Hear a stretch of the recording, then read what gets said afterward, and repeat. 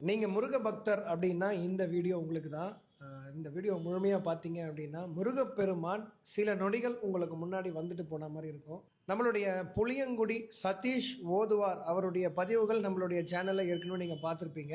அருணகிரிநாதர் அருளை செய்த திருப்புகழ்லேருந்து சில பாடல்கள் அவர் பாடியிருக்கிறாரு. அதனுடைய ஒரு பாடலை இந்த வீடியோவில் கொடுத்துருக்குறேன். இந்த பாடலை உங்கள் கண்களை மூடி கேட்டு பாருங்கள். முருகப்பெருமான் சில நொடிகள் உங்களுக்கு முன்னாடி வந்து போவார். வாங்க அந்த பாடலை கேட்கலாம்.